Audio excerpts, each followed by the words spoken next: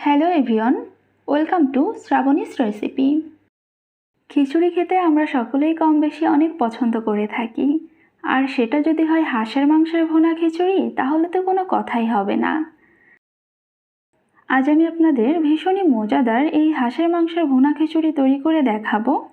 খুবই সহজভাবে রেসিপিটি তৈরি করে দেখিয়েছি, আশা করছি আপনাদের ভালো লাগবে। চলুন দেখে নিই আমাদের আজকের রেসিপিটি বানানোর জন্য এখানে একটা প্যানের ভেতর নিয়ে নিয়েছি 1/3 কাপ সর্ষের তেল। তেলটা ভালোভাবে গরম হয়ে গেলে এই তেলের ভেতর দিয়ে দিচ্ছি 2টো শুকনা মরিচ, 2টো তেজপাতা ছিঁড়ে দিয়ে দিচ্ছি। এবার দিয়ে দিচ্ছি 3 টুকরা দারচিনি, 5-6টা এলাচ, এলাচের মুখটা একটু ফাটিয়ে দিয়েছি। 7-8 টুকরা লবঙ্গ দিয়ে দিচ্ছি।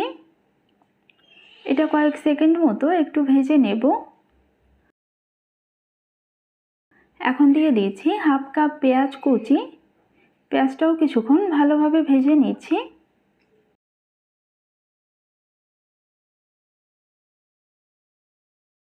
পেঁয়াজটা ভেজে নেওয়া হয়ে গিয়েছে। এখন এখানে দিয়ে দিচ্ছি 1/4 কাপ আদা রসুন বাটা। এখানে আদা আর রসুনটা একসাথে বেটে নিয়েছি। আদা রসুনটাও কিছুক্ষণ ভেজে নিচ্ছি। এখন এখানে জল দিয়ে দিচ্ছি যাতে মশলাটা পুড়ে না যায়। দিয়ে দিচ্ছি পরিমাণ মতো লবণ,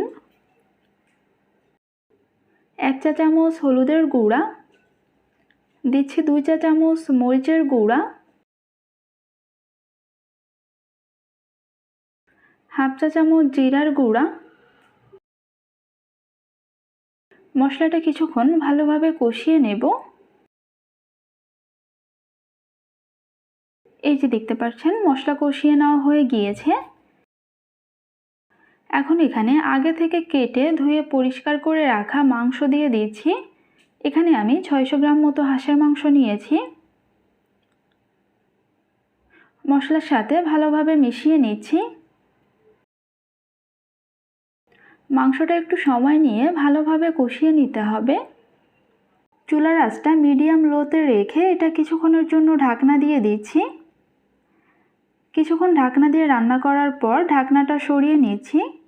এই যে দেখতে পাচ্ছেন মাংস থেকে কিন্তু বেশ অনেকটাই জল উঠেছে।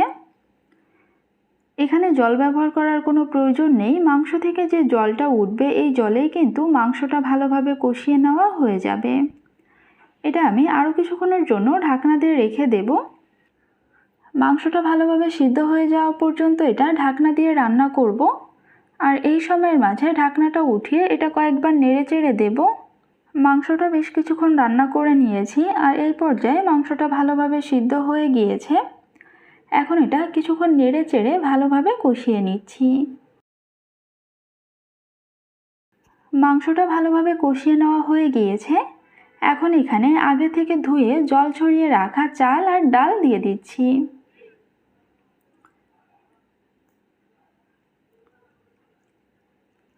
এখানে আমি চাল আর ডাল মিলিয়ে নিয়েছি 3 কাপ। 2 কাপ নিয়েছি পোলাওর চাল, আর 1 কাপের 4 ভাগের 3 ভাগ নিয়েছি মুগ ডাল, আর 1 ভাগ নিয়েছি মুসুরির ডাল। মুগ ডালটা কিছুক্ষণ শুকনো খোলায় ভেজে নিয়েছিলাম, তারপর এটা ভালোভাবে ধুয়ে নিয়েছি। এখন এই চাল আর ডালটা মশলার সাথে কিছুক্ষণ নেড়ে চেড়ে ভেজে নেব। আমি প্রায় 7 থেকে 8 মিনিট মতো চালটা ভেজে নিয়েছি, আর চালটা কিন্তু একটু ভালোভাবে ভেজে নিতে হবে। এখন এখানে দিয়ে দেব পরিমাণ মতো জল। আমি চাল আর ডাল মিলিয়ে নিয়েছিলাম 3 কাপ, সেজন্য এখানে দিচ্ছি আমি 6 কাপ জল। চাল আর ডাল মিলিয়ে যতটুকু হবে তার ডাবল জল এখানে দিয়ে দিতে হবে, তাহলে কিন্তু খিচুড়িটা অনেক বেশি ঝরঝরে হবে। আর যে কাপে করে চালটা মেপে নেবেন সেই একই কাপে করে কিন্তু জল মেপে দিয়ে দিতে হবে। এই সব কিছু একটু ভালোভাবে নেড়ে চেড়ে মিশিয়ে নিচ্ছি। পরিমাণ মতো লবণ দিয়ে এটা আবারও একবার মিশিয়ে নেব। এখন এটা মিডিয়াম আঁচে 5 মিনিট ঢাকনা দিয়ে রান্না করব। 5 মিনিট পর ঢাকনাটা সরিয়ে নিচ্ছি, আর এই পর্যায়ে এটা একবার নেড়ে চেড়ে দিচ্ছি। 5-6টা কাঁচামরিচ দিয়ে দিচ্ছি। দিচ্ছি 1 চা চামচ ভাজা গরম মশলার গুঁড়া, এখন এটা একদম লো আঁচে ঢাকনা দিয়ে রেখে দেব 15 মিনিট।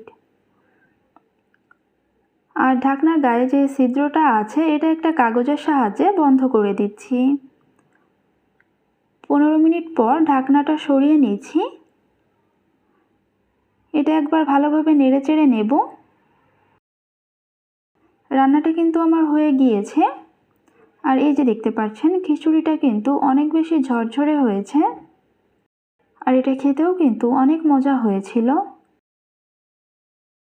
খুব সহজে তৈরি হয়ে গিয়েছে আমাদের আজকের এই হাঁসের মাংস দিয়ে ভুনা খিচুড়ির রেসিপি।